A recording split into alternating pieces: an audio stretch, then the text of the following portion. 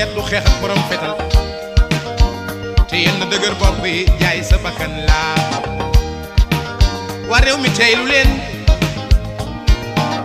waa Sénégal tey du leenoo ndax borom fetal du xeex ak borom xam-xam yenn dëgër bopp yi jaay sa askan laa ne borom xam-xam du xeex ak buur bi yàlla yenn dëgër bopp yi jaay sa diine laa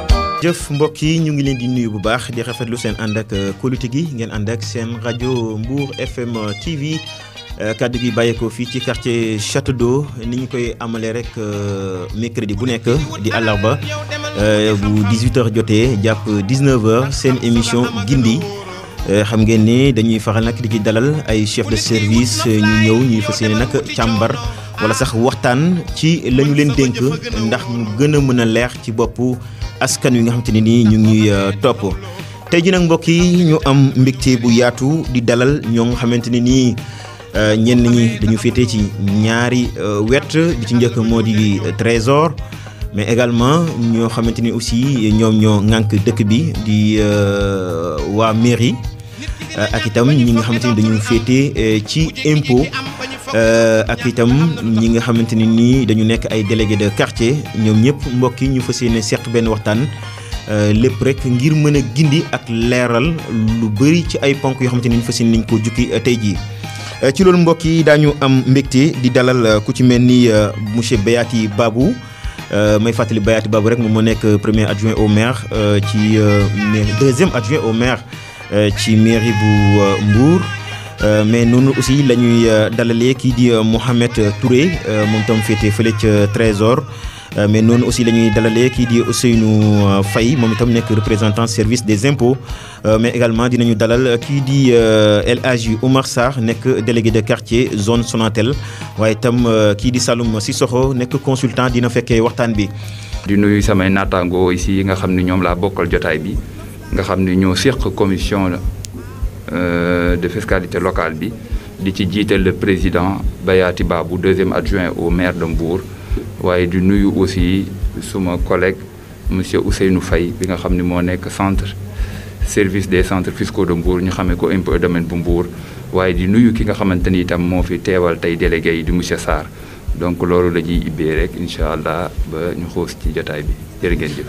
jërëjëf monsieur Touré xam naa duñu ñàkk dinañu wéyal présentation bi ci kanam mais juste rek ñu jox kàddu gi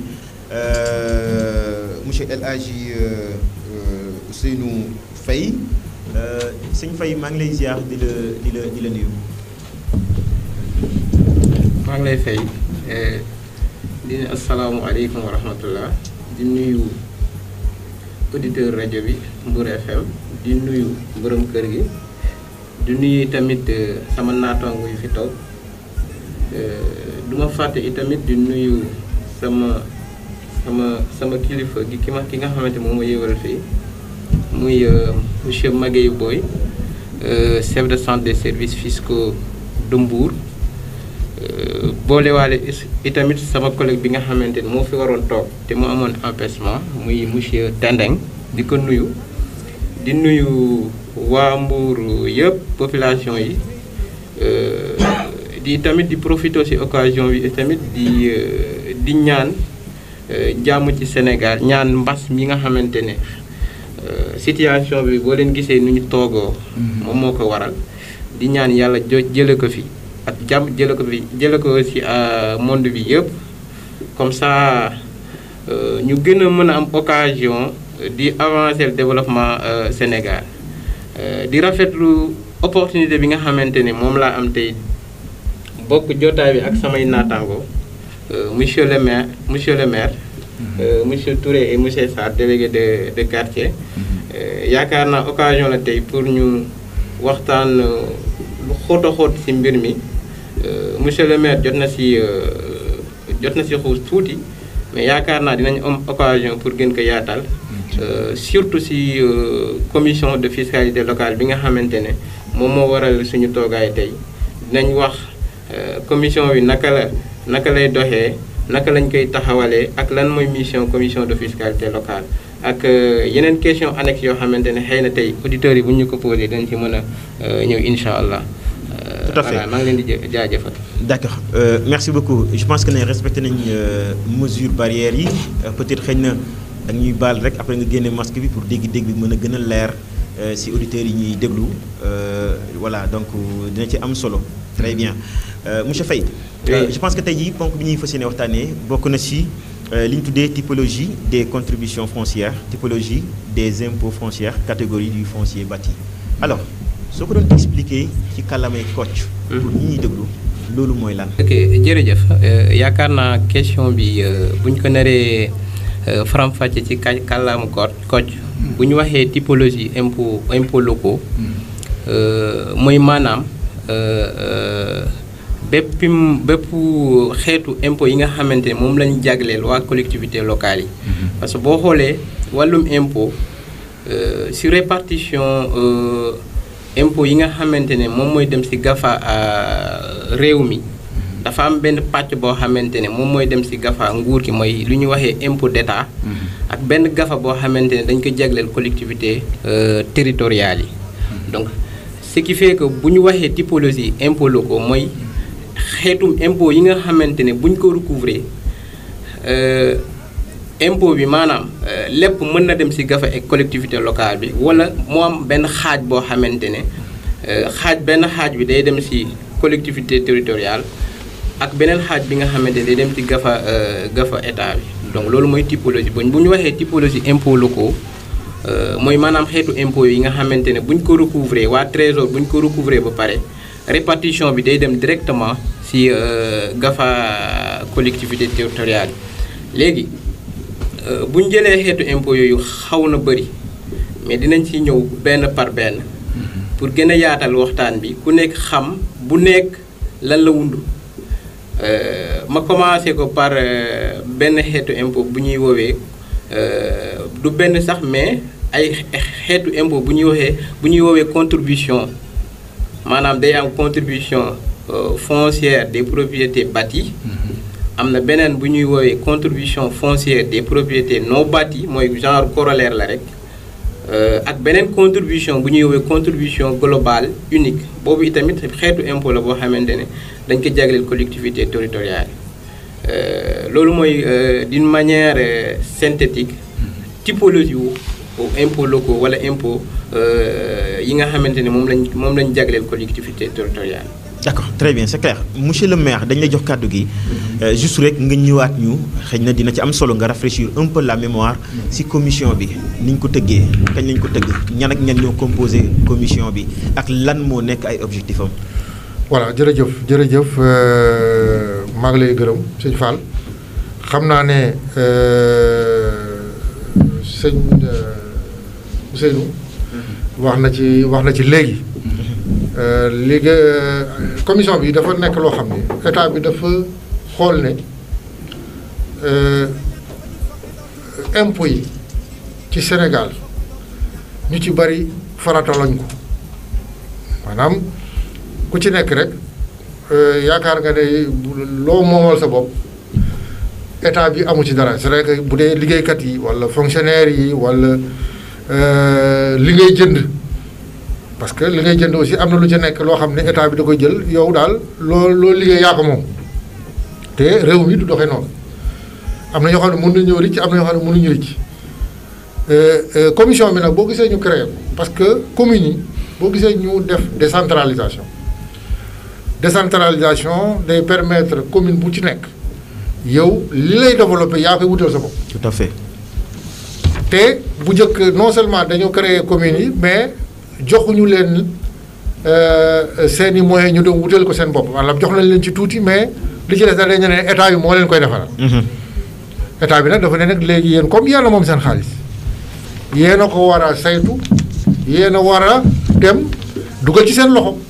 parce que ñi fay nekk di leen jàppale ni agent état yi man déjà li ma leen doyee rek doyul buñ ci bëggee boole yéen li ngeen am te yéen ngeen toog rek croiser les bras di xaar. mun naa poser problème donc moo tax ñu teg commission de fiscalité locale nu mu tëddoo maanaam dañu jël commune bu di nekk ak sa dayoo di nga toll ñu jël ay délégué de quartier ak jël benn élu mu jiite leen. Mbour yàlla def na juróom-benn délégué la ñu war a jël ñu tudde leen commissaire moo tax monsieur le délégué El Hadji Omar Sarr teew fi xam naa dinañ ko jox léegi kàddu bi moom tamit mëntee sànni kàddu. Expliquer un peu donc ñu dugal ci ñu jël ci 8 yi ku ci nekk am nga suppléant donc total bi di nekk 16 di mu nekk fukki nit ak juróom-benn. mais juróom-benn yi ñooy titulaires yi juróom-ñett yi di suppléant ñooñu ñoo war a ànd ak waa impôt ak waa trésor ñu xam ne ay membre de droit la maanaam ñun amuñu droit doog suñu ruq rek jël décision waxtaane ko te yëgaluñ leen ko. ñoom réunion bu ñu war a def dañ ko war a teewe même bu ñu dul voté mais ñoom dañ ko war a teewe du ñu gindi parce que ñoom it comme ñun la ñuy liggéeyal lu ñu war a def pour ñu bañ a juum te loolu mooy seen liggéey waa impôt lan mooy impôt ña ñoo war a fay impôt ban façon impôt la ñu war a fay ñoom ñoo ko xam. trésor mooy ñoo yore suñu kees mairie ku fa dem xaalis amu fa.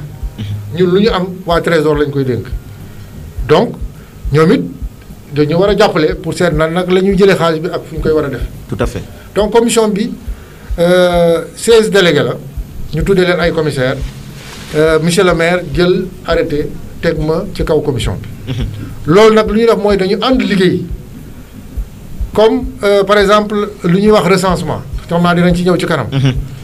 bu ko impôt doon def la doon dem rek. ak ay moyens mairie sax mën na ko bañ a yëg bu paree mu bind ñu war a bind jox leen ay këyit après ñu war a ñëw fay mairie dafa ne nag léegi nag état bi dafa ne mairie bi na ci dugal loxoom. comme mairie bi moo ëmb dëkk bi di liggéey ak délégué de quartier yi mu boole ci délégué de quartier yi xam nga ñoom mën nañoo ñëw ci quartier di laajte nit te duñ ko xam. tout à fait mais délégué de quartier bi fa ne. xam na ku fa yeewoo xam na ku fa dee yeewoo ku fay luye xam na ko ku fa luyewul xam na fa ku fa jaar xam na fa ku fa jaarul xam na fa donc bu ñu jaaree ci moom dafay naa day gën a yomb. tout à fait pour que nit ñi aussi gën a mën a xam donc ci tënk rek. parce que tey jii defe naa ne lu loolu mooy principal kii bi. tout à fait mais li ñu nar a waxtaanee. ci ponk kii bari na trop. voilà donc voilà très bien commission bi. noonu la tëddee. ok ñun moo tax tey jii ñun ñëpp. ñu ñëw teew fi tey pour que question bu askan bi am boo xam ne ci wàllu impôt la même bu génnee thème bi sax incha allah dinañ ci jéem jox leen ci ay réponses parce que loolu moo tax ñu def série d'émissions yi. tout à fait bu dul woon mbas mi sax quartier bu ci nekk dinañ fa teg suñu tànk def fa lu ñuy wax ay forum waxtaan ak ñoom pour man leen la mais fi mu nekk nii dinañ ko wax ci rajo bi. dinañ def ay flyers pour que ku ci nekk. xam ku am aussi lu la jaaxal ca dëkk ca quartier mën ngaa dem ba sa délégué de quartier parce que ñun bi ñuy def loolu jëluñu commissaire yi formé leen dañu jël 42 quartiers yi fi nekk Mbour yëpp ñu woo seen délégué ànd ak waa impôt ak waa trésor ñu jàngal leen lan mooy impôt ku koy fay naka nga koy faye foo koy fayee boo amee lu la naqari fooy dem et cetera et cetera donc ku ci jaaxle tey jii mun ngaa sax bañ a sonn mun ngaa dem sa délégué rek nga ne ko man daal impôt bi nii nangam dama am jafe-jafe moom mu wax la yoon bi ngay mën a jaar. boo ñëwee mairie naka zaalika boo demee trésor naka zaalika boo demee impôt naka zaalika donc commission bi loolu mooy njëriñam. tey jii dañu ñëw rek pour gindi population bi. tout à fait gën leen yee ci mbir mi weccoog ñoom xalaat parce que yëf yi du doole. du alaakulli aan dañ ko war a fay mais ci waxtaan lañ koy lal. teg ko ci xam-xam parce que lépp seen njëriñ la parce que ku ci dem da ngay soxla ndox da ngay soxla courant da ngay soxla éclairage public da ngay soxla poste de santé da ngay soxla sécurité da ngay soxla ay tali te loolu commune bi amul fenn fu mu koy jëlee du dul ci impôt yooyu ak taxes yi d'accord parce que noonu. très bien noonu la ñu très tëggee bien commune. monsieur le maire am na solo. jërëjëf xëy na fi nga daanelee dinañ ci ñëw parce que dañu jox kàddu gi technicien bi. parce que dégg naa ci biir l'impôt dégg naa ci biir taxe. alors que nekk na ñaari mbir wala sax yoo xamante ne nii xëy na ci ay ponk bokkul. suñ ñëwee ci monsieur Touré. moom mi nga xamante ne nii moom mooy ndawal trésor. bëri na ci lu ñuy wax ci xeet yu mel noonu. l'impôt taxe mélange bi bari lool. très bien. lëndëm ci bopp nit ñi. tey jii lan nga ñu mën a indi ci fàttali ci ponk yooyu bu ci nekk lan moo ko wutale ak morom bi. jërëjëf monsieur Fall. voilà di wax rek ne li sëñ Faye sama naataangoo wax léegi rek ibbi na waxtaan wi rawatina li nga xam ni moom la ci président dolli. waaye damay bëgg rek saa ñuy waxtaanee ci mbir yi demee nii ñi ñuy déglu xam li ñuy wax laytaay wi lan la. ak fan la sukkandiku. ñuy wax ni l'impôt bi ñuy wax te monsieur Faye am na mu ci fàttaliku léegi wax ne l'impôt bu ñu ko tuddee rek dafa am ñaar ñu ci am wàll benn bi ñu koy wax état benn bi ñu koy wax gox-goxaan yi muy les collectivités territoriales. Mbuur bokk di benn ci collectivité yooyu. la ko lal nag ay loi la keroog ba nuy ibbi wax nañ ne. l'impôt yi nga xamante ne nii dafa aju ci suuf ñu koy wax contribution foncière te tey sax yaakaar naa li ci bëri ci wàllu googu la jëm ndax typologie des contributions foncières la ñu wax. ñu xam ne mi ngi sukkandiku ci téere bu ñuy wax code général des impôts. moom mooy téere bi nga xamante ne nii ñoom moom la ñuy sukkandiku ngir doxal seenub liggéey te téere boobu loi 2012-31 du 31/12/2012 moo ko tëral ci ay article am 308 ba 312. may bëgg ñëpp ñu koy déglu tamit day am solo ñu leen di renvoyer ci loolu. su ko defee ñu xam ne ni wax fan la tegu. noonu mu tëggee l'impôt yi nga xamante ne nii moom lu ci bari bokk na ci contribution foncière dafa yaatu nag wax nañ ko léegi dinaa ci ñëwaat. waaye itam dafa am bu ñuy wax fiscalité locale dafa am ay l'impôt yoo xamante ni ay taxe la. ak yeneen xeetu impôt yoo xamante ni nekkul ca téere boobu. boobu itam am na fu mu tegu. mi ngi tënku ci téere bu ñuy wax code général des collectivités territoriales. loi bu ko tënk mooy loi 2013-10 du 28/12/2013. boo fa demee ci article 195 di nga gis xeetu l'impôt yépp yoo xamante ni tey jii ñu ngi koy laaj ci gox-goxaan yi fan la tegu. kon day jar loolee itam nu koy fàttali. tout à fait impôt taxe nag nit ñi dañ koy jaawatle. waaye nit ñi lañu xam mooy l'impôt rek. am na nag différence ab sew-sew bu ci am. loolee sama naataangoo dina ko indi ndax l'impôt ci prime mooy dafa mel ni lu ñu lay teg te sañu loo ko bañ te bu ñu la ko tegee ba noppi tamit day doon loo xamante ni day dellu ca population ba waaye dañuy seet fa nga xam ni foofee la gën a yayoo ñu teg ko fa waaye du caage ni da nga koy fay rek ne kat war nañ ma defal lii yayoo naa lii waaye ñi nga xam ne ñoo la koy laaj ñoom la yoon wax ne si nañu seet waxtu ak fa nga xam ni foofu la gën a yayoo ñu dugal ko fa kon mu loolay di l'impôt taxe nag day sukkandiku ca la ngay def nga xamante ni tubaab mën na ko wax une contrepartie boo xamante ni loo cay xaar waaw loolee moo di taxe yooyu yëpp nag incha allah dinañ ci ñëw li nga xamante ni moom la commune yayoo ñu koy wax les taxes municipales. très bien. leer na sëñ Fall dama koy kii rek xam nga looloo tax seen teewaay am solo. xam-xam bi mu nga seen loxo. ñooñu comme ni nga wax rek mënuñoo dem sans ñoom. tout à fait donc commission bi mënul taxaw te ñoom ànduñ ci. dama bëggoon rek si ñu dugal le délégué de quartier. parce que ñoom it dañu pour nekk point boo xam ne c'est très important dans le dispositif. tout à fait parce que buñ ci jàppul rek. dina am fu mu sooxe. d'accord waaw donc. d'accord su dee permettre nga ko. très bien c'est bon c'est bon c'est bon je pense que ne mën nañ ko jox micro bi. mu jegee micro bi tuuti. délégué de quartier ñu ngi lay ziar bu wër. juste rek xëy na comme ni ko monsieur le maire waxee yéen am ngeen ci solo parce que waxtaan bi ci ni ma ko déggee mooy que ne ñun la yéen la askan wi la moo tax ñoom sax ku ci am loo bëgg a laaj mën nga jaar ci 88 628 50 51 lan moo ci nekk yéen rôle bi ngeen ci war a jouer en tant que ay délégué de quartier. asalaamaaleykum mbooloo mi asalaamaaleykum monsieur Fall ñu ngi lay nuyu di nuyu soxna Issa Dior Sall di nuyu également kilifa yu fi teew yëpp monsieur Touré monsieur Faye di nuyu président de la commission fiscalité locale monsieur Babou par ricochet ñu nuyu également monsieur le maire Fallou Silla boo xam ne bi moom moo ñu proposé à ce que ñu nekk commissaire fiscalité locale. ba tax ñu bokk ci kuréel bi ñu ngi leen ci sant di leen ci gërëm. di nuyu également suñu président délégué de quartier yi El Hadj Malick Diouf ak suñu secrétaire général ñoo xam ne ñoo ma yebal pour ma ñëw représenter leen fii. di nuyu délégué de quartier yëpp. waaw monsieur Fall comme ni nga ko waxee nii bon ñun en tant que donc man ma El Hadj Oumar Sarr délégué de quartier zone Sonatel extension. donc comme nu ko président Babou waxee ñun ñoo nekk ci quartier yi et que lu ñu nas lii lépp ci quartier yi lañ koy doxalee. foofu mooy terrain bi nga xam ne foofu la lu ñu mënta préparer foofu lay mujjee waaw foofu la ñuy defee liggéey bi. ba tax na thème bu ñu jël bi maanaam typologie kii impôts yi. am na solo trop. te ñun délégué de quartier dafa am loo xam ne lii moo ñu ci gën a soxal te techniciens yi je crois que dinañ ci ñëwaat en profondeur parce que loolu moo ñu xaar ci terrain bi. typologie yi par exemple ñoom monsieur Touré ak monsieur Faye dañoo bëgg toujours ñu circonscrire mbir mi ba nga xam ne ñun en tant que délégué de quartier connaissance suñu ci amoon yi dañ ko consolider. ba pare également suñu population yi nga xam ne ñoo nekk ak ñun ci gox yi bés bu commission bi ñëwee si ñoom dañu xam lan moo leen indi. ak lu leen xaar.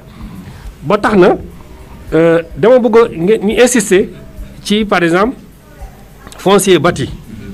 foncier bâti lan mooy foncier bâti lan mooy foncier non bâti su dee par exemple foncier bâti nga xam ne man maa ngi nekk sama kër ak sama famille donc kii résidence principale maa fa nekk commission bi su ñëwee di ma wax problème impôt par rapport ak man mi nekk sama kër ak sama njaboot naka lay demee lan la ma nguur gi sas lan la ma nguur gi may su dee par exemple am naa beneen kër wala yeneen terrain tel que par exemple les fonciers non bâtis foofu tamit lan la nguur gi prévoir pour ñun ñi nga xam ne suñu quartier yi bëri ñu ay parcelles yoo xam ni kenn dëkku ci donc loolu lépp bëgg nañu ñi leeral ñu ko là de pour éviter ëllëg si biir nga ñëw par exemple kër nga ko expliquer ak tombe bi également maanaam taxe ordure ménagère bi tamit ngeen revenir ci expliquer mbooloo mi ordure ménagère taxe boobu naka la demee. d'accord nan lañu koy calculer dina si ñëw techniquement dina si ñëw. mais yéen en tant que ay délégué de quartier. lan moo ci nekk seen rôle. non yéen ban rôle ngeen ci mën a jouer. suñu rôle. mooy ñun dañuy faciliter liggéeyu commission bi. dañuy sensibiliser dañuy assister commission bi. loolu mooy ñun suñu rôle en tant que délégué de quartier. les techniciens ñoo xam ne waa impôt et domaine ñoom ñoo ñëw sur le terrain. mais ñun ñoo leen di yombalal liggéey bi ci quartier bi. comme ñooy bunt bi ñun ñoo leen di yombal laa fu ñu waroon am résistance. mooy permettre suñu ànd ak ñoom. liggéey bi nooy foofu mu bañ am ay jafe-jafe. très bien loolu mooy suñu rôle exactement au niveau de la commission fiscalité locale. d'accord très bien c'est très clair macha allah alors sëñ Ousseynou Faye ñoom ñëpp ko ci nekk junj na ko maanaam wax nañ ci foncier bâti ak foncier non bâti tey jii bu ñu jëlee ci foncier bâti nga xamante ne nii nit mooy sanc dëkk fa. wala mu yor benn ñaar ba ñett. dëkku ca am yoo xamante ne daf koy luyeeg yu ni mel tey alors suñu desee ci foncier bâti boobu noonu lan nga ñu ci mën a expliquer que ne nit ki noonu moo war a nekk taxawaayam digganteem ak collectivité locale digganteem ak trésor digganteem ak impôt.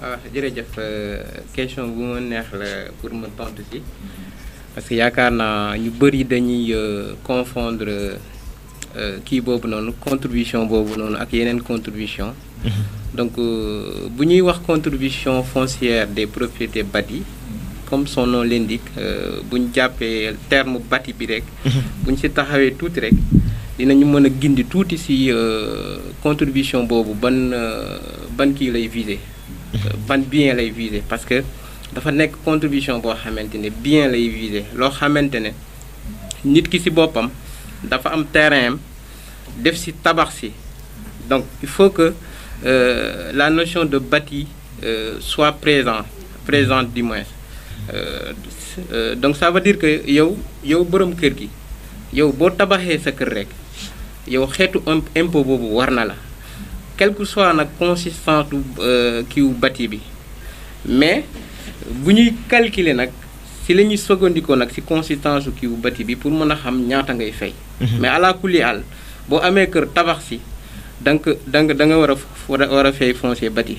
am na nag xeetu tabax yoo xamante ne état bi dafa lu ñuy waxee exemption c'est-à-dire boolewu ko si maanaam néegu ñax wala yeneen kii nga xamante ne te kii en bango yooyu kii bi daf ko exempté c'est-à-dire boolewu ko bu muy wax bati daf ko tege de côté.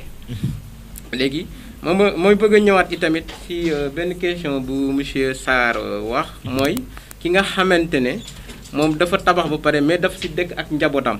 loolu dafa am solo ñuy ñëwaat si parce que dañuy yaakaar ne yow sa kër bi nga xamante ne sa njaboot moo si dëkk rek waroo fay foncier bati alors que en réalité am na nuance bu si nekk foofu loi bi buy wax dafay indi benn abattement c'est-à-dire pour les résidences principales bu ñu ko kiiyee ci français boobu dafa am benn abattement de 1,5 million ci valeur locative bi muy lan parce que foncier bati bu ñu koy calculer bu ñu bëggee xam nit ki ñaata la war a fay dañuy sogandikoo ci valeur locative dinaa ci ñëw mais toujours par rapport à la résidence principale ki nga xamante ne moo dëkk ak njabootam day am benn abattement maanaam suñu calculer suñu xayma valeur locative bi dañuy dindi 1,5 million ba pare li des moom la ñuy appliquer taux wu 5% parce que en matière de contribution foncière des propriétés bâties taux bi 5% la de la valeur locative.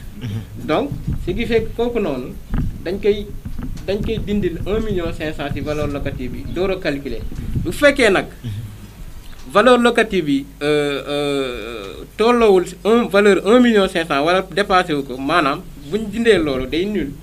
donc loolu mooy waral nit kooku ñu exonérer ko définitivement mais exonération bi sax terewul mu war a def obligation déclarative loolu wàccewul ba léegi wàccewul ak yoon. c'est-à-dire loolu bu amee ñu xool xayma valeur locative bi nekk en deçà de 1,5 million l'obligation de déclarer pèse toujours sur la personne donc kooku dafa war a ñëw ba impôt et domaine retirer formulaire imprimé.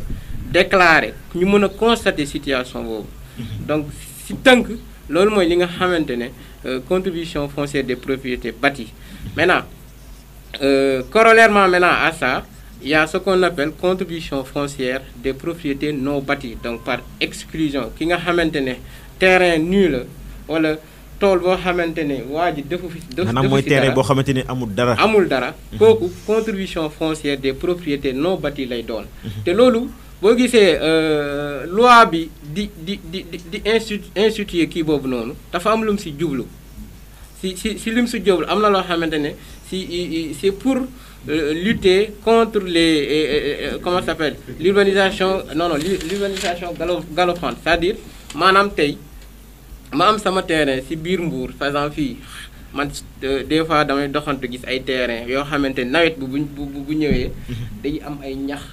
et ça fait l'objet de l'insécurité insécurité bi si nekk kenn xamu ko ay jaan mën na si nekk donc du coup loi bi buy def loolu c'est pour inciter ki nga xamante ne dafa am këram terrain bàyyi ko noonu bañ ko tabax taxe bi bu ñëwee day gën a kii si moom comme ça kooku buy fay dina ko encourager mu tabax këram wala mu libérer wala mu jaay ko am nu mu ko def donc d'une manière ramassée loolu mooy différence contribution foncière des propriétés bâties ak différence contribution foncière des propriétés non bâties.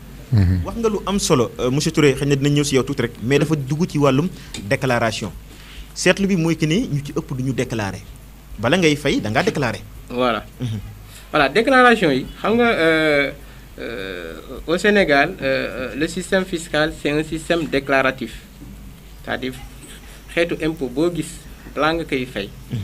da nga ko war a déclarer léegi boo ko déclarer par rapport ak li nga déclarer dañuy recevoir sa déclaration maintenant sous réserve de ce qu'on appelle li ñuy woowee droit de contrôle parce que xëy na nit ki sax mën na déclarer te xëy na li muy déclarer méngoowul ak réalité li muy déclarer mais déclaration bi mooy li nga xamante ne moom la ñu njëkk a war di def maintenant après le reste ça va venir donc ce qui fait que dañuy inciter nit ñi ñuy déclarer parce que boo déclaré wul dafa am ay sanctions yu siy tegu am na ay échéances yoo xamante ne pour chaque nature d'impôt dañuy wax ne yow nit ki bu la waree da nga war a def déclaration balaa telle date di ñëw maanaam bu ñu jëlee contribution foncière des propriétés bâties échéance déclaration bi 31 janvier la nit ki boo ko waree fay da nga ko war a déclarer ba pare bu ñu ko déclarer nag ñun waa impôt yi demee ñu def lu ñuy woowee codification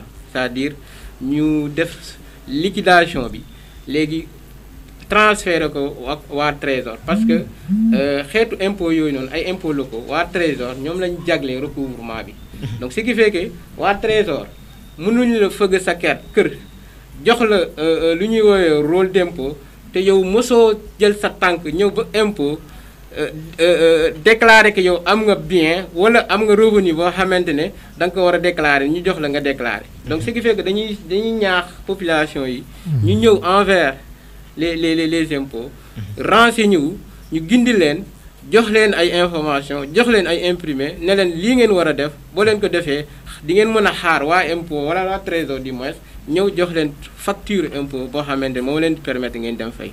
d'accord monsieur Touré bala may ñëw si yow ñu jël kàddu gi jox ko délégué de quartier délégué de quartier est-ce que formation ba ca war ngir ngeen mën a waxtaan ak population bi ngir ñu xam lan mooy impôt nan lañ koy fayee ak lan moo warloo diggante ñoom ak ñi nga xamante ni ñoom ñooy état est-ce que am ngeen formation ba ca war. jërëjëf monsieur Fall donc yaakaar naa ne am nañ formation bu ci war et pour ça damay misaal pour technicien ngi nii su dee am na njuumte ñu corriger ma. tout à fait mais damay nafar daal lu ñuy jàngale ci formation bi. donc monsieur Faye wax na sànq ci foncier bâti bi maanaam kër yu ñu tabax dëkk ak foncier non bâti ci lu jëm ci foncier bâti bi maanaam man tabax naa sama kër maa ngi ko dëkk def naa déclaration équipe bi ñëw na commission bi ñëw na ñu xool sama kër suñu ñëwee monsieur Faye wax na tout à l'heure il a parlé de la valeur locative valeur locative bi suñ koy tekk ci wolof bu simple moo di ko ne dañuy xayma kër gi suñ ko doon loué fukki weer ak ñaar ñaata la war a doon ci xaalis ñaata la war a doon ci xaalis su dee par exemple kër gi dañu suñu weer bi 200 000 lañ koy loué soo calculer fukki weer ak ñaar yi 2 400 000 lay doon tey ñi fàttaliku ne nguur gi may na bépp borom kër résidence principale maanaam yow nga dëkk fa yow ak sa njaboot nguur gi may na abattement bi mooy loo xam ne li nguur gi def la ko may mu 1,5 million 1,5 million nguur gi def la ko may c'est-à-dire man su ma nekkee sama kër te valeur locative bi pendant 12 mois motul 1,5 million comme man ak sama njaboot moo fa ne du ma fay dara maintenant su dee maa ngi foofu ak sama kër te valeur locative par exemple sama kër mu nekk par exemple 2,4 millions en ce moment damay fay nu may fayee damay jël dañuy jël 2,4 millions yi moins 1,5 million yi lu mu nguur gi may mu des 900 000 900 000 yooyu moom ngay jël multiplier ko par 5 diviser ko par 100 mu jox la 45 000 voilà donc ça veut dire que kon sama kër valeur locative bu nekkee 2,4 millions année bi 45 000 francs laay fay impôt foofu kooku mooy foncier bâti bi maintenant le foncier non bâti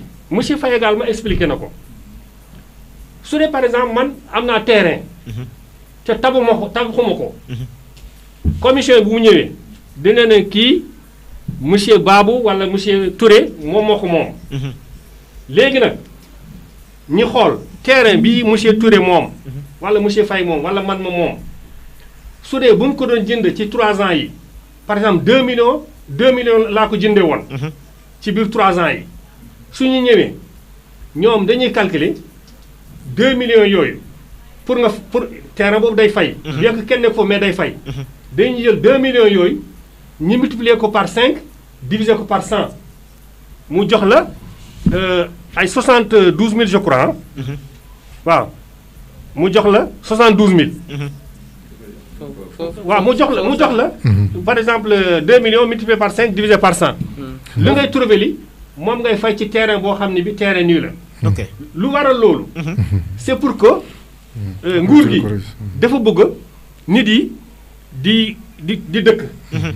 wala ñuy bay terrain yi noonu nga xam ne source d'insécurité lay doon pour population yi. tout à fait agresseurs yi ak lépp di fa làqu di def nag su dul noonu.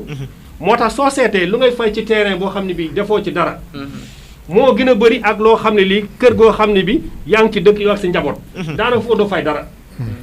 sauf vraiment mu dépassé 1 million 500 abattement bi dépassé 1 million 500. benn précision foofu rek. voilà si terrain non bâti kii bi. foncier non bâti bi. foofu sax à la place li ñuy waxee valeur locative. foofu valeur vénale la ñuy. voilà valeur vénale effectivement. et valeur vénale. ça revient à prendre le prix de revient. voilà c'est-à-dire terrain bi lu ñu xayma ko lu mu war a jar. voilà donc foofu sax day gën a seet parce que benn terrain si biir dëkkuwaay yi.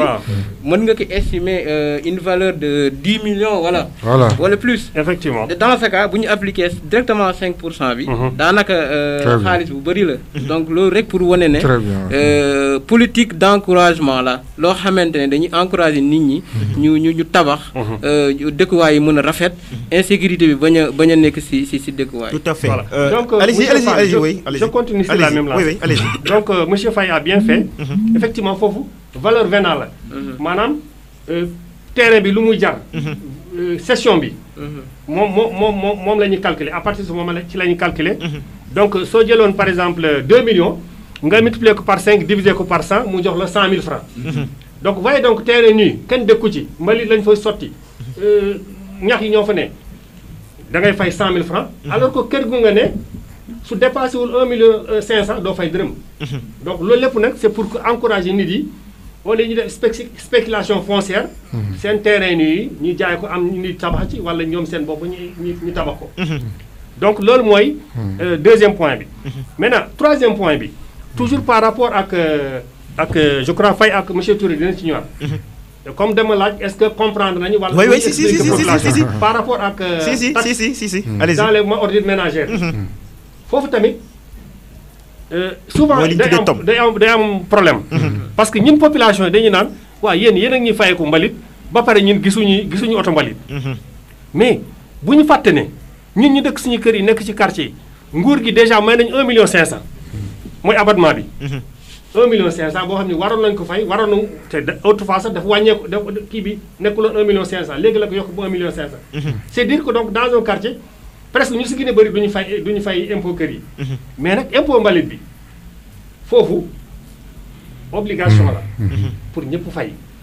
ba tax na foofu pour nu ñu koy calculer également. da ngay jël soo jëlee par exemple foncier kii tombe bi. soo jëlee par exemple 200000 bi. 200000 bi par exemple kër boo xam ne bi location bi par mois 200000 la. soo ko multiplier par 12 mois mu jox la toujours 2 millions 400. donc valeur locative boo xam ne bi 2 millions 400 la. léegi maintenant pour nga xam yow mbalit bii ñu la war a jëlal ñaata ngay fay da ngay jël 2 millions 400 bi nga multiplier ko par 3 nga diviser ko par 100 mu jox la 72000.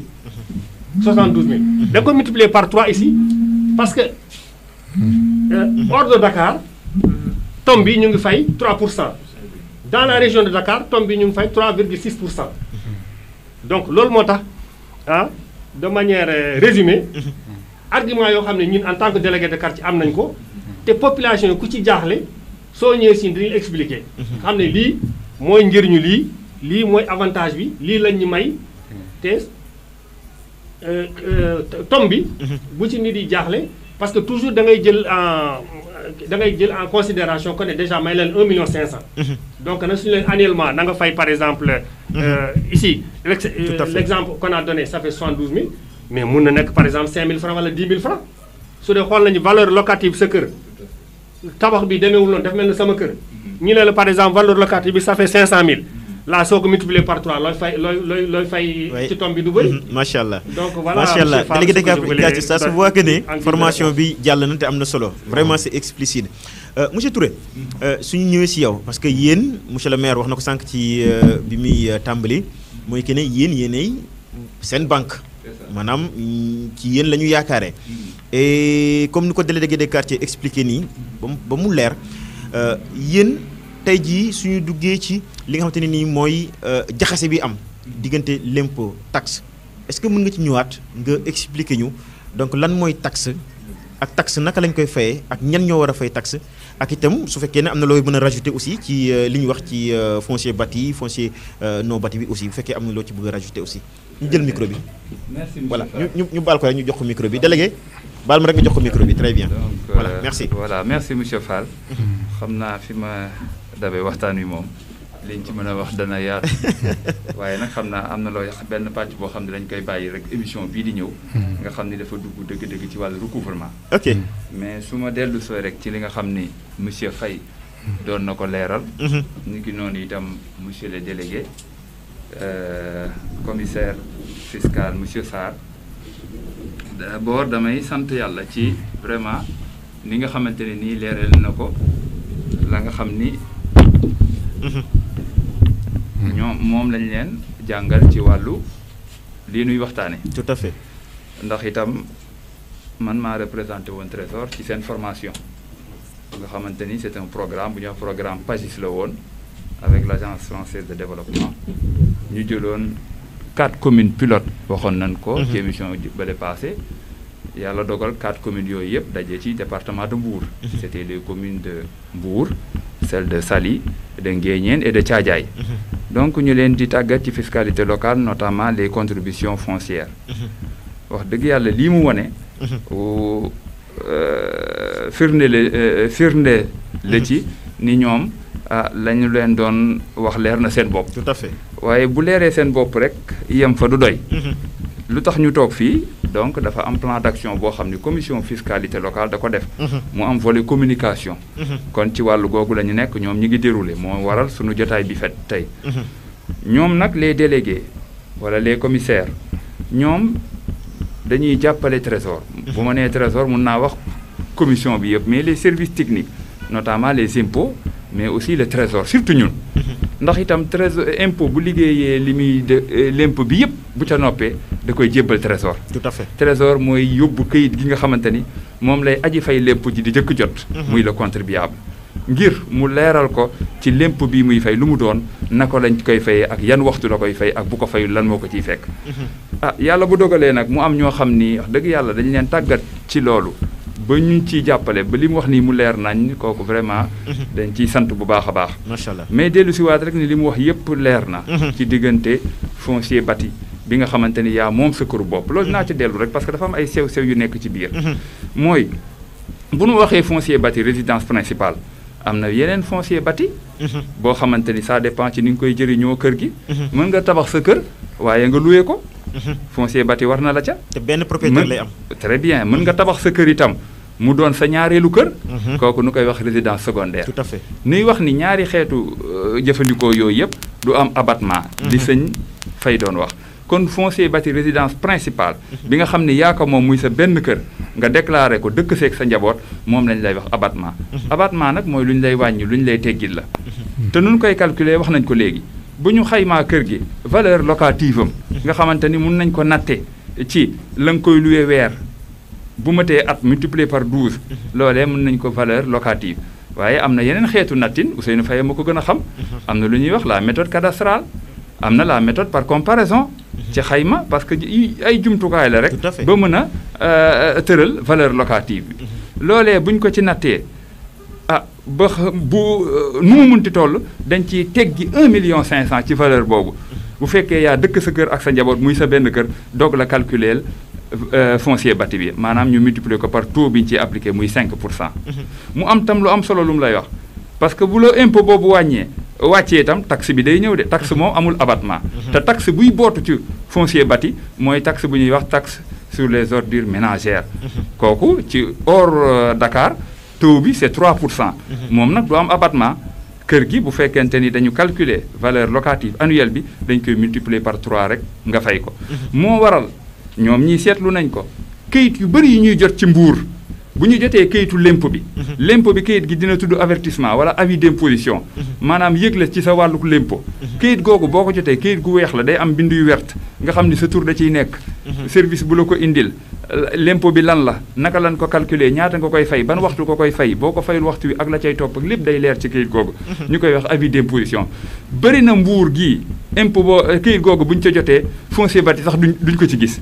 maanaam taxe ordure ménagère rek la ñuy gis ndax xam nga lu tax ndax baal nañ leen ko ndax abattement ba lekk na ko ndax yéen yaa ca dëkk ak sa njaboot état bi ne la boo ca dëkkee ak sa njaboot buñ ko calculer bu ëppul 1,5 million duma la ca teg dara moo tax boo ko seetee kayit yu bëri ci wàllu l'impôt yi ñuy jot taxe ordure ménagère la léegi nag foofu nag wax ji mën naa am ordure ménagère pourquoi ma koy fay ndax service bi normal na wala déet waaye ci suuf fàtte nga ni am na lu la état bi baal lu ëpp fuuf lii mu la teg tey muy taxe ordure ménagère te taxe nag nuñ ko waxee rek taxe lay laal taxe ba nag mooy ñun bu dee see service technique fay xam na ko bu fekkente ni service ramassage des ordures ménagères wóor nañu ni am na ci gox boobu rek gox boobu ña fa dëkk am kër impôt boobu da leen war ñun nag warteef nag bu amee te ñuy sukkandiku ci loi ñun fayeeku rek la ñuy def la ca des nag ñoom ñi nga xam ne ñi leen administré muy waa miir ñoom nag ñooy war a taxaw ba nga xamante ni service bi ñu assuré ko ni ñu ko war a assuré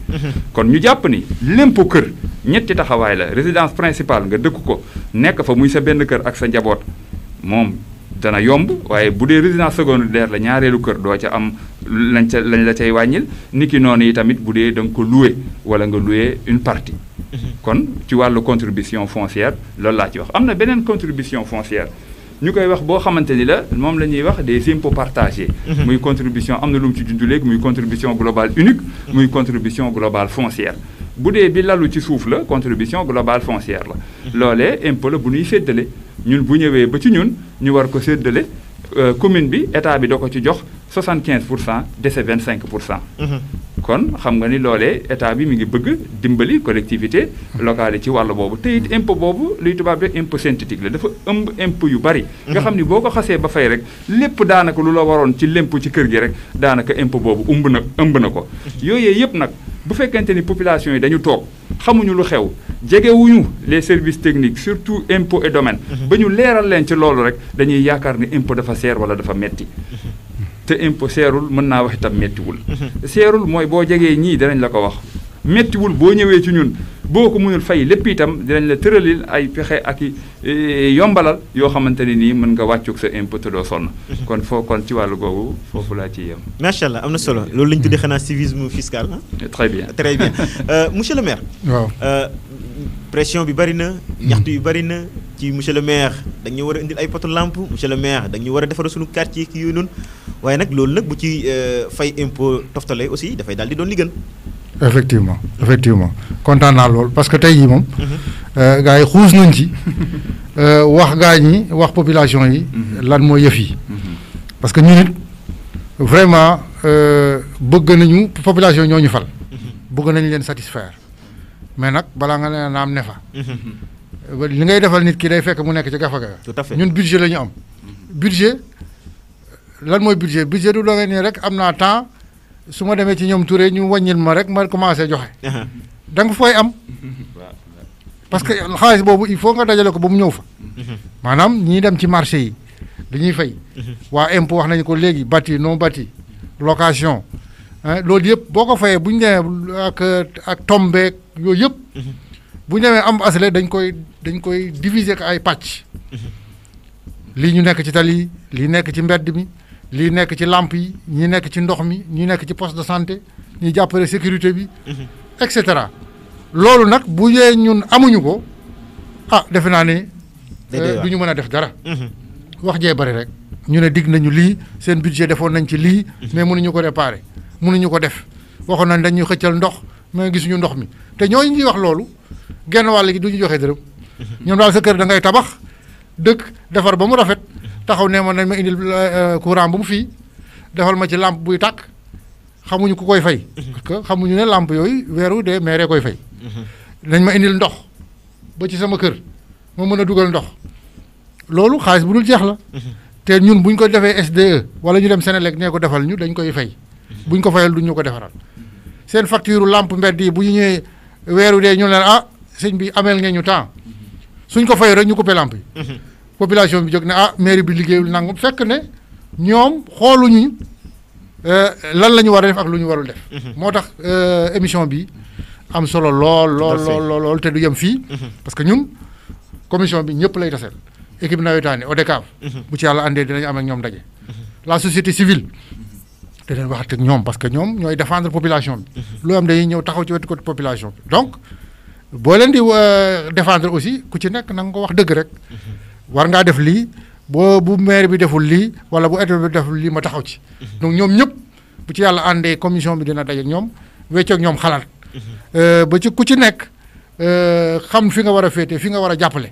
parce que ASC yi aussi loolu baax na ci parce que quartier boo dem am na ASC. te loo soxla da ngay ne xaaral ma seeti politicien ba. mu jàppale la mais yow da nga ko war a jàppale de koor que moom bu subaa mu mën leen a jàppale. monsieur le maire ma relance la. waaw ma relance la. sànq délégué de quartier da ko junjoo. parce que dañuy bëri na ci boroomi kër yoo xamante ne nii. des fois ngay am jafe-jafe pour xam kan moom kër gële. est-ce que muy yow wala muy le chef de service. Ousmane. yéen ñaar kenn mën na ci tontu laaj bi mooy que est-ce que yéen a ngi xalaat à l'avenir cartographie wu Mbour ñu informatiser ko ba nga xamante ni nii yéen kër gu nekk di ngeen xam lan la warloo wala kër gu nekk kan moo nekk borom. wax nga une question xam naa dinaa ci bàyyi sa waay mu sànni parce que loolu yëpp ci commission bi la. mais ñoom it vraiment loolu wàllu impôt la. xam naa dama koy yombal liggéey bi daal. waaw impôt loolu moom. dama koy bàyyi ak impôt. très bien monsieur Ousmane.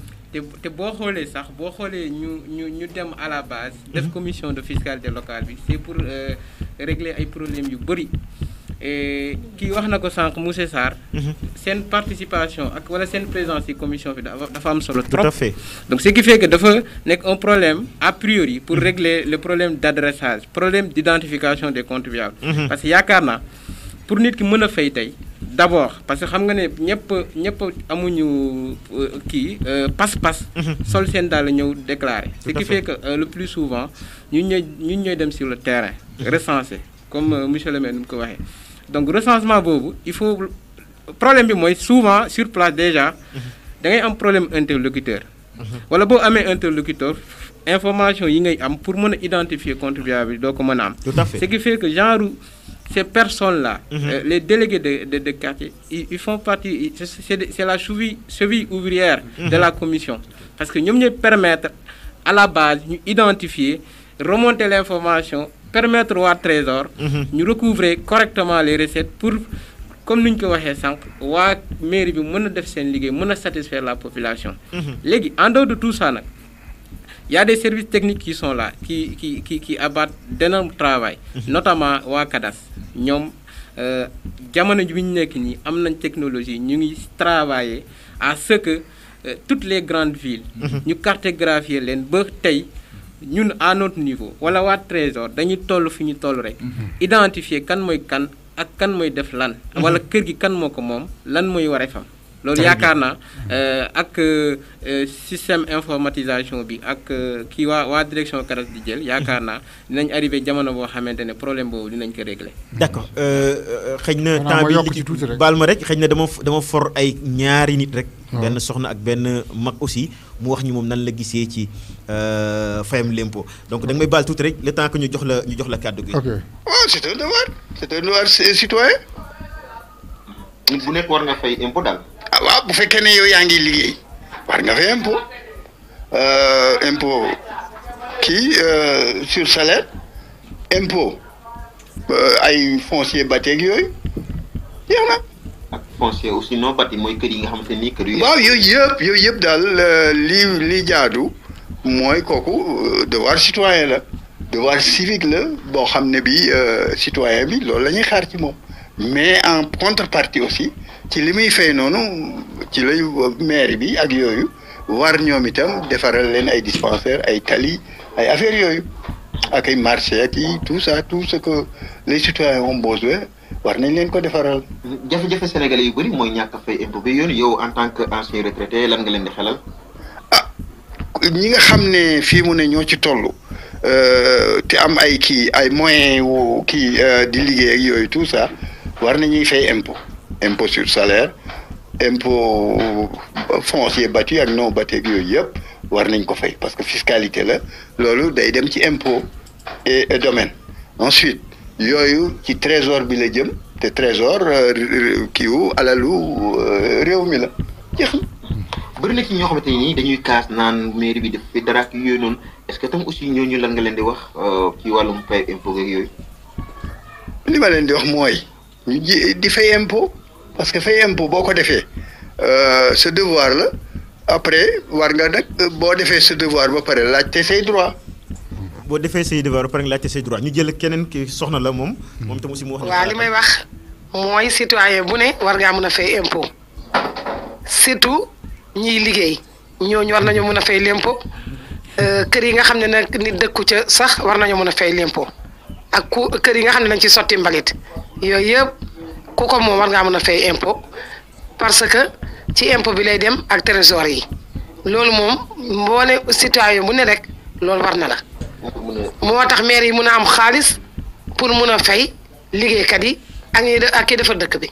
donc je crois que message bi jàll na parce que ñii aussi ñu for ci mbedd bi la ñoom tam aussi ñu joxe seen xalaat ci payam impôt monsieur le maire. merci beaucoup merci bon alhamdulilah parce que ñu bëri comprendre nañu mais li ma ci yokk rek du aajowul ci yaa ngi liggéey ci am bi la moo ci am parce que mun ngaa dem ba retraité aussi. am ay kër yooyu luyee ak yu demee noonu. très bien donc li ma doon yokk rek ci wàllu situation cadastrale bi ñu doon wax sànq. loolu dafa am solo ci commission bi te ñun dañuy jàppale ci wàllu mairie bi en dehors ci identification bi ñun dañuy permettre que suñu quartier ñu cartographier ko délégué de bu nekk di nga xam yow ban parcelle nga yem fan nga commencé ak foo yem parce que fu mu nekk nii day dem ba jaxase quartier yi dañoo duggante. ba sur le terrain da ngay kenn ñëw ne la man bokk ma sa quartier diw laa bokk. donc nekk ci jàppal boobu cartographie boobu bu ñëwee. incha allah dinañ jàppale te loolu def naa commencé nañ ko sax ci département bi à Saly su ko naa ne gars yi ñëwoon nañ fi ci dans le cadre du PAGIS bay say ko mais ñun incha allah bu ñu jógee ci lii rek dinañu liggéey ak suñu naataango waa impôt yi ñu jublu ci loolu pour que Mbour képp ku fi yeewoo rek am fi am ñu mën laa xam nga mën a dugal sa loxo ci développement dëkk bi. très bien parce que du pour ñun du pour maire bi pour réew mi la pour dëkk bi la donc bu ñu fayul am na lu bari loo xam ni da leen di manqué parce que dëkk bi wax dëgg am na def nañ ci lu bari loo xam ne mais nag am na yu bari ndox bi manqué na fi électricité bi manqué na fi poste de santé yi manqué nañ fi te yooyu war nañ ci dugal suñu loxo mais nag loo bëgg liggéey boo amul doole bi doo mën a dem donc lii ñu def nii wax dëgg na yàlla c'est pour ñoom la moo tax ñuy sonn du ñëw fii maire bi jàpp ci waa impôt jàpp ci waa trésor ak population bi représentée par les délégués de quartier donc vraiment ñu ngi rafetlu. temps bi. waaw jeex na peut-être ñu ñëwaat rek mu ñëwoon ñu. tuuti surtout ci xeeti impôt yi am je pense que junj nga ko ci njëlbeen bi ngay wax. voilà donc yan façon impôt ñoom ñoo am ak yan lañ war a mën a fay. voilà balaa may répondre question boobu rek ma rafetlu tuuti rek mooy micro trottoir bi nga def noonu sànq. di rafetlu bu baax a baax sama maam boobu bi ma dégg mu nekk retraité di si prononcé wu. déjà ak maire bi ma dégg. kooku xam naa ne aussi vu niveau intellectuel bi mu am ak kii bi mu am noonu bu xalaat di mën a soññ mbokku citoyen sénégalais yi maa ngi koy rafetlu sama maam boobu daf ma fàttali benn question benn préoccupation bi nga xamante ne mu ngi ci foncier bâti bi ñu bañ ko fàtte parce que foncier bâti bi loi bi dafa am benn innovation boo xamante ne dafa jël en compte situation retraité bi nga xamante ne pension buñ ko calculer buñ ko xaymaa ci at bi bu dépassé wul 1,8 million dañ koy teggil xeetu kii boobu c'est-à-dire borom kër bi nga xamante ne retraité la te dëkk ci kër gi ak njabootam bu fekkee ne kiiwu pension bi muy jot par weer bu ñu ko calculer 12 mois.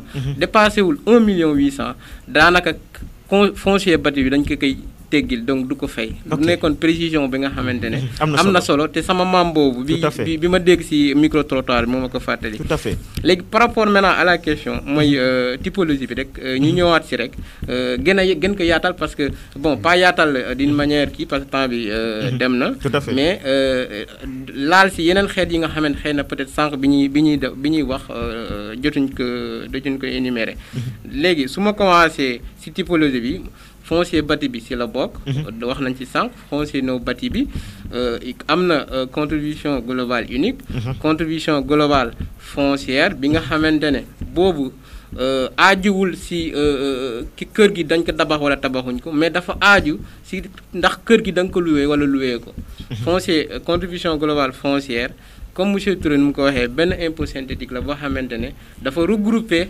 ay xeetu impôt yi nga xamante ne borom kër gi nga xamante ne dafa am ay revenu foncier parce que boo amee sa kër joxe ko en location da ngay tirer da ngay am ay revenu yoo xamante ne comme salarié bi nga xamante ne moom day fay chaque weer balaa muy jot salaire am dañ koy dagg à la source ki nga xamante ne dafa am ay revenu foncier de la même manière war na fay su boobaa dafa am benn impôt synthétique bi nga xamante loi bi da ko jagleel ñu koy woowee contribution globale foncière bi nga xamante ne mooy ki nga xamante ne revenu bi annuel bi dépassé wul 30 millions kii bi at bi. ce qui fait que fourchette bi yaatu na lool pour permettre ñu bëri nekk ci kii boobu xeetu impôt boobu pour mën di déclarer d'une manière simplifiée. muy xeetu impôt ak yeneen xeetu impôt yi nga xamante ne ay impôt d'État la. yoo xamante ne xëy na peut-être beneen émission. dinañ ci ñëwaat incha allah. merci monsieur Faye ñu def dernier tour de table rek parce que daanaka waxtu wi teg na 12 minutes. am na solo ñaari ponk rek daanaka lañ fi jukki daanaka mu egg waxtu ak lu topp délégué de quartier ñu jox la kàddu gi rek nga def le dernier mot. nga jox ko micro bi baal ma monsieur Touré baal ma rek nga jox ko micro bi. mën naa ñëwaat tuuti rek. allez-y am benn kii bu ma fàtte rek. muy boo xamante ne dafa am solo. muy contribution économique locale. boo xamante ne dama ko fàtte woon énuméré xeetu impôt la aussi bi nga xamante ne dañ ko jagleel collectivité territoriale yi. muy impôt boo xamante ne moom moo remplacé patente mooy bi ñu doon woowee patente. contribution économique locale sur la valeur locative ak contribution économique locale sur la valeur ajoutée. muy ñaari pàcc boo xamante ne moom la ñu sende mu remplacer patente bi. boo jëlee première bi ma njëkk a wax mooy contribution économique locale sur la valeur locative boobu c'est assis sur la valeur locative c'est-à-dire comme ni ñu ko waxee sànq rek dañuy xayma kër gi pas kër gi sax parce que. contribution boobu jaglewuñ ko borom kër yi. dañ ko jagle ñi nga xamante ne dañuy def activité économique ñi yëngatu ci wàllum njaay jënd wala ci industrie ce qui fait que boobu noonu nekkul contribution boo xamante ne day viser ménage bi. boobu population bi wala ménage bi boobu duñ ko fay mais ki nga xamante ne moom mooy par exemple da nga yor sa entreprise wala nga yor sa commerce di jaay donc. chaque année da nga war a def déclaration boobu noonu. après ñu xayma valeur locative place bi wala valeur locative kiiwu industrie bi. ñu calculer ko appliquer ay pourcentage parce que pourcentage yi ñaari pourcentage selon sa fi nga nekk ñu jagleel ko collectivité territoriale. mu nekkoon xeetu impôt boo xamante ne yaakaar naa suñu jotaay waruñ fi jóge te kii ko parce que kii bu am solo la dem nañ sax ba collectivité locale dañ koy woowee xorom si parce que sel dañ koy woowee nee nañ moom mooy xorom si. voilà mu nekkoon xeetu impôt bi nga xamante ni il fallait ma revenir. am na solo monsieur Touré may tuuti rek xam ma def allez-y bëggee ci bu mujjee tudd nii. allez-y ndax itam dafa am solo. ndax tey mën naa wax ni mooy la principale ressource financière des collectivités locales moom sel boobu mu wax. mooy sel bi contribution économique locale. di impôt boo xamante ni nag ñun ñi ngi ko tàmbalee fayeeku 2018 kon ren mooy ñetteeli atam. waaye ci xayma yi ñu def rek gis nañ ne bu fekkonte ni 2018 sel bi maanaam mooy usines yeeg yooyu. waaw moo remplacé patente rek maanaam te impôt professionnel la moo remplacé patente rek. waaye nag mu ñëw yore ñaari taxawaay ñaari pàcc. sel VL muy valeur locative bu ñuy calculer. nga xam ni day dellu ci commune bi nga xamante ni foofu lañ ko fayee ko. ak valeur ajoutée. boo xamante ni état bi da koy dajale waaye di ko delloowaat commune bi. très bien loolee dinañ ci ñëw mën naa am beneen waxtaan. waaye sel VL bi nga xamante ni moom la ñuy wax contribution économique locale valeur sur la valeur locative. kooku day dellu ci commune bi. solo gi mu am rek laay wax ne bu fekkonte ni 2018 collectivités territoriales yi doon nañ leen ci fayeekul benn ren am na ci ñoo xamante ni àgg nañu ba ñeent. te loolu commune bu nekk Mbour def nañu vraiment situation bi diggante 2018 ba 2019 gis nañ ni nekkate yoo vraiment nii nu ko waa impôt defee impôt bu am solo la mooy contribution économique locale nga xamante ni moom lépp rek dañ ko jagleel commune bi. loolu rek laa ci bëggoon dellu ci. d'accord bala ngay tàggoo rek ñu jox délégué de quartier moom tam aussi benn laaj rek mu boole ko tàggoom voilà. délégué yéen moom dafa mel ni sas nañ leen. dafa mel ni liggéey bi li ci gën a am solo yéen a ko yor ndaxte yéen a jege askan wi yéen a jege ñi nga xamante ni ñoom ñooy borom kër yi pour mun a waxtaan ak ñoom. alors lan mooy message bi nga xamante ni aussi yaa ngi koy lancé à l'endroit ci ñi lay déglu mais surtout lan moo fas yéene nekk après émission bi étape bu njëkk wala sax ñaareel bi yoo xamante ni moom ngeen fas yéene doxal. waaw jërëjëf monsieur Fall encore une fois fu may terminer moo di que ne rek ñun commissaires yi ñun délégués yi suñu rôle effectivement comme ni ko kilifa yi waxee tout à l'heure maanaam daanaka ci mbir mi pilier central lañ. tout à fait. parce que recensement yi suñu quartier lañ koy defee suñu également di def ñoom Touré suñu defee seen liggéey ba pare rôle yi si ñun la ñu indiwaat ñu ànd ak ñoom ànd ak ñoom sur le terrain. donc ñu ngi ci biir daal vraiment à fond. léegi nag lu ñu mën a wax moo di ko ne comme ni ñu ko waxee woon ci njëlbeen rek nit yi bu ñuy ragal affaire impôt. parce que ginnaaw explication yu fi génne tey. ku nekk ñu mel ne man fu ñu nekk seen kër yi ñu ngi naan ah waaye lii kay nekk vraiment ñàngul. te njëriñ la parce que su dee par exemple ñëw nañ di recenser nga jox leen sa tur exactement ñu xamal leen fii yaa ko moom. même bu dee sax peut-être say kayit des na normal. soo demee kilifa yi ñun ñu confirmer effectivement yaa fa moom ñoom mën nañ la faciliter ba nga xam ne da nga am ay kayit yu normal. am sa niqab am lépp parce que ci la ñuy jëm. donc pour wax nit yi rek bu ñu ragal. et que commission bi bés bu yàlla defee muy ñëw sur le terrain ñun dinañ ànd ak ñoom. ñi xam ne lépp luñ ci def pour njëriñu waa quartier bi la pour sécuriser seen bërëb yi la et pour également contribuer ci développement dëkk bi. développement quartier yi. parce que su moyens yi amul comme ni ko monsieur le maire waxee quartier bu soxla courant mun nga ko am mais mun na yàgg. alors que ñëpp bu ñu ci jàppee ku nekk dugal ci loxam avec xol bu sedd. en un an 2 ans quartier yu amul éclairage ci dëkk bi yëpp mun na leer. tout à fait quartier yu amul problème ndox yëpp. réseau Sen'Eau bi mun na fa dugg. donc en résumé daal. pour wax ne vraiment ñun formation bi ñu ngi ko si biir luñ ci jot a xam. képp koo xam ne kii xaw na sa bopp leeru si sa bopp. ñëwal ensemble ñu gindi la. nga poser ay questions su dee dépassé nañu ñu yónnee la ci monsieur Faye wala ñu yónnee la ci monsieur Touré du Trésor. tout à fait. pour terminer. fu ma commencé woon foofu encore laay mujjee di la remercier monsieur Fall. di remercier la directrice Issa Dior Sall. di remercier monsieur le président de la commission fiscalité monsieur Babou. monsieur Faye des impôts et domaines monsieur Touré du Trésor.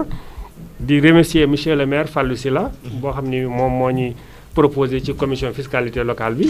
di remercier également sama naatango délégué de quartier yi. à la tête le président El Hadj Malick Diouf. ak SG le secrétaire général ñoo xam ni Malang Camara ñoo xam ni ñoom ñoo ma proposé à ce que ma ñëw représenté leen.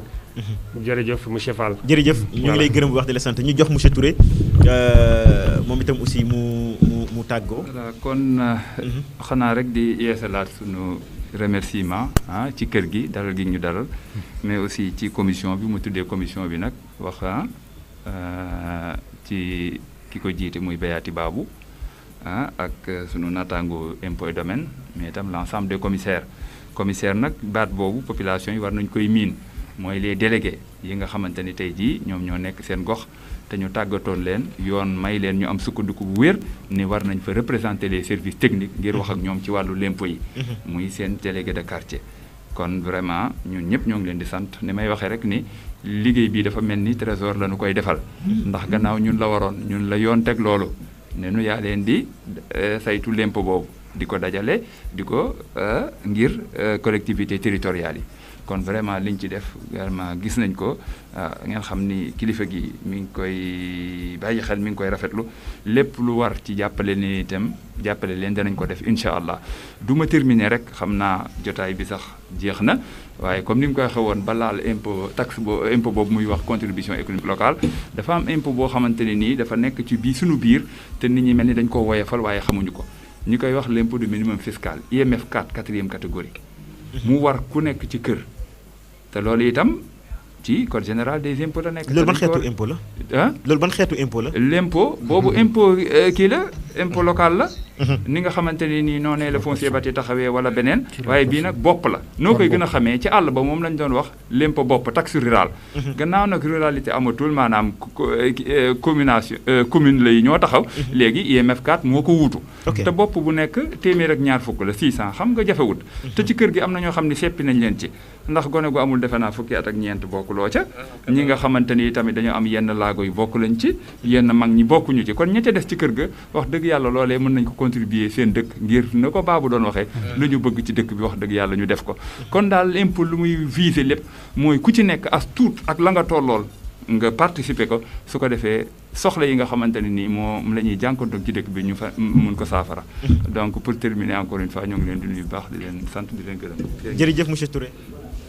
monsieur le maire moom moo ko ubbi woon mën nañ ko bàyyi moom mu mujjee kàddu gi sëñ Ousmane baal ma rek nga xaw a jege micro tuuti xëy na sëñ Ousseynou voilà très bien voilà donc nga tàggoo rek ak ñi lay déglu mais bu fekkee aussi am na loo ci bëgg a rajouter aussi nga wax ko si li ma si bëgg a rajouter rek mooy soññu population yi soññu citoyen yi ñu yokk lu ñuy woowee civisme fiscal parce que lu am solo la su ma soññee citoyen yi tamit dinaa soññ acteurs yëpp parce que de la même manière population yi citoyen yi war a fay ñun itamit war nañ def effort pour rendre le service public parce que service public la ñun impôt ñun waa Trésor war nañ faciliter nit ki mu ñëw fay parce que metti na nga yëkkati nga dugal sa loxo sa poche bëgg a fay impôt ñëw amoo traitement bi ci war a dem ba yow sax boo moytul da ngay naan xanaa nekkul rek damay fay rek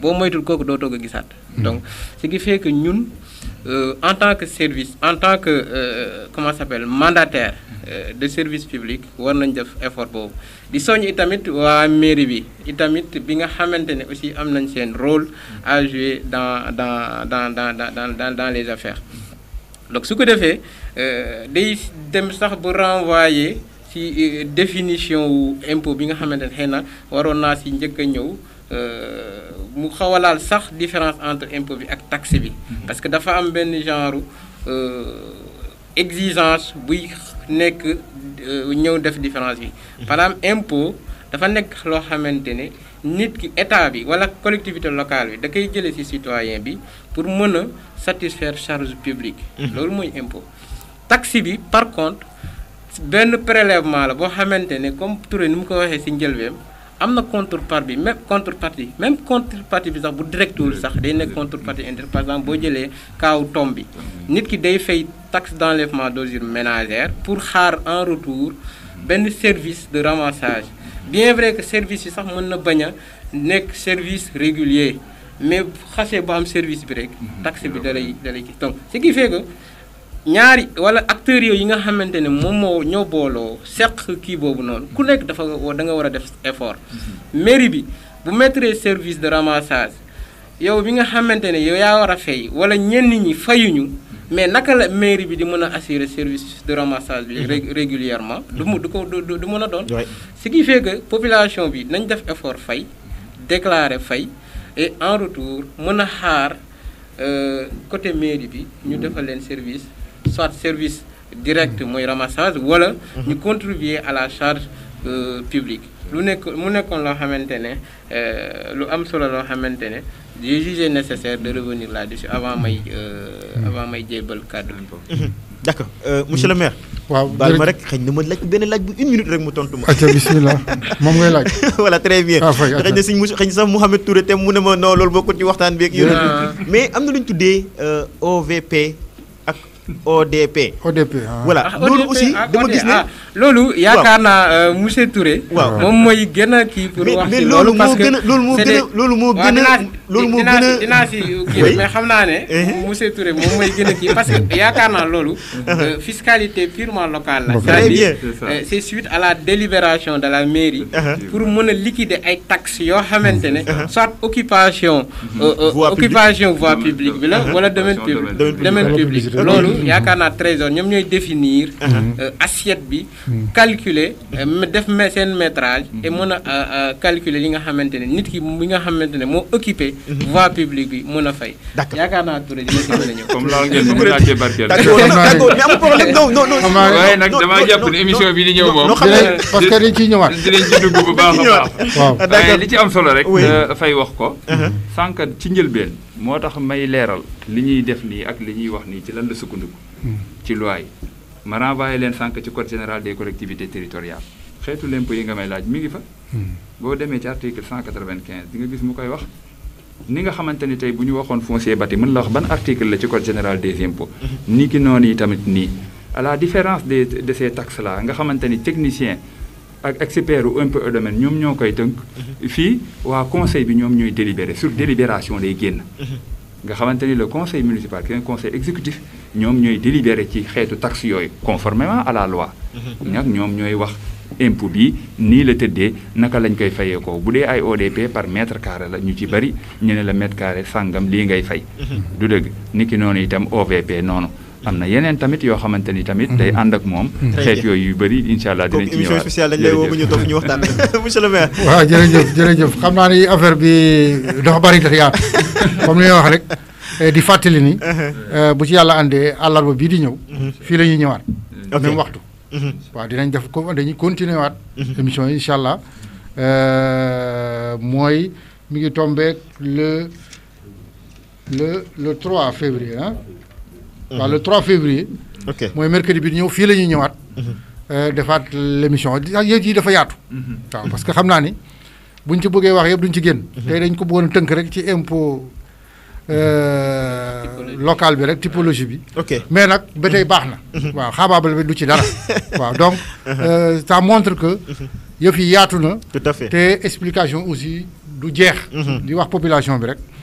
wax nañ ko léegi ku ci bëgg renseignement boo demee sa délégué dina la wax bu ko mënul aussi dina la yebal trésor wala mu yebal la mairie wala mu yebal la fii ku ci ñëw rek ci commission bi dina la jox ay information yoo xam ne moom la doy donc vraiment pour terminer parce que xaw nañoo xaabaabal tuuti. tout à fait di leen gërëm bu baax yéen waa Mbour FM di ci jiital soxna Issa Dior ci liggéey bu rafet bi di leen gërëm bu baax a baax di gërëm waa ATV ñoo xam ne ñoo ñuy defal ñooy filmer séance bi di suñu partenaire boo di jox nag aussi benn ngërëm particulier le cabinet GECOM parce que moo ñu accompagné parce que nous sommes accompagnés par un cabinet moo ñu jàppale ci organisation bi ak yeneen liggéey te lii yëpp daanaam ci moo koy tënk balaa ñoo ñëw ci séance yi. di gërëm le représentant des délégués et jaar ci moom di aussi l'ensemble des délégués vraiment di wane seen engagement bi ñu joxe. pour la réussite de la commission. monsieur Touré ñoom wax naa léegi ñoo yore suñu gafaka ñoom moom. dañ leen di sant leen gërëm parce que ñu ngi ñuy dencal suñu kees. ba di ñu jàppale ci lu bari. te ak mooy question yu mujj yi nga ko mujj laaj. tout à fait mooy ODP yeeg yooyu. yooyu yëpp ñoom bu ñu ci jàppul du sotti. waaw di gërëm encore une fois waa impôt. ci liggéey bi ñuy def nag di ci xam bu ne impôt nag du impôt rek fii mais waa cadastre ak ñoom ñëpp ngi ci biir. ñëpp ñu ngi ci biir. waaw de ce fait que liggéey bi daal dafa nekk liggéey boo xam ne bu ñu yàlla dimbalee ba mu egg. am naa yaakaar ne dinañ ci am jeexantal bu baax. boo xam ne dina delluwaat ci population yi. laaj nañu nag xam nga bu ñu defee liggéey ba pare. mairie ak état bi ku ci nekk da nga am loola war. waaw man loolu je suis parfaitement d'accord defal li nga war nga mën a laaj liñ la waral. waaw defal sa devoir laaj say droit. mais dafoo dara foo tourné ñu sànni lay xeer. te yow sa bopp yow miy critiquer doo def dara ku nekk ngi laaj làmp laaj ndox laaj nangam te dërëm doo ko génne bi ci gën a ndaw mooy MF 4 bi nga xam ne bopp bu ne 600 francs la at. bu ngeen nekkee ñaari nit ci kër wala ñeent 600 francs par 4 ça fait 2400 at. ñu la joxal 2400 nangoo ko joxe. am sa kër tabax ko ba mu rafet ci luye di encaissé te nangoo ci génn dërëm. ak bëgg a nekk njiit te doo fay impôt. bëgg a nekk maire doo fay impôt bëgg a nekk conseil municipal doo fay impôt. bëgg a nekk délégué de quartier doo fay impôt loolu yëpp day dëñ. ñun commission bi wax nañ leen ko képp ku bëgg a nekk délégué boo fayul impôt ñu wàcc la. ah waaw c'est un minimum. munoo ñëw nit ñi fay leen impôt te yow doo fay impôt. yow munoo nekk nga ne damaa bëgg a nekk conseil municipal wala dama bëgg a nekk député. te doo fay impôt dañ lay dénoncer ba ñu wàcc la. oui tout à fait parce que c'est un minimum yooyu ñemoo ko def ci dëkk tubaab yi. bu kaay ma jiite leen te du ma dugal dara. donc yow li gars yi am nga bëgg a yóbbu. waaw donc xam naa ne du ma xaabaabal dinañ ci gën a ñëw man je suis d'accord pour les devoirs des citoyens ñu def ko mais je suis aussi parfaitement d'accord que ñoom tam ñu laaj seen droit ba képp koo xam ne war nga cee mën a dugal sa loxo nga dugal ko ci pour réew mi mën a développer suñu dëkk yi mën a développer. D'accord. ñu ngi leen di gërëm bu baax di leen sant. merci beaucoup tey jii ñu doon waxtaanee typologie des contributions foncières typologie des impôts fonciers catégorie du foncier bâti ñu amoon mbégte bu yaatu doon ci dalal monsieur le maire Bayati Babou waaye itam ak kii di Mohamed Touré nekk ci trésor waaye itam kii di Ousseynou Faye moom itam nekk représentant service des impôts waaye ànd ceeg El Hadji Oumar Sarr nekk délégué de quartier zone Sonatel waaye itam kii di Saloum Sissoko moom nekk consultant fekkee na waxtaan wi di gërëm bu baax ñi nga xamante ni aussi sunu confrère wu ATV la ñoom itam ñu doon liggéey bu am solo ñu ngi leen di gërëm bu baax di leen jaajëfal di gërëm Issa Dior Sall bi coordonné émission bi mbokk yi ñu leen jox dox daje rek ba ci kanam tuuti incha allah jërë ngeen jëf.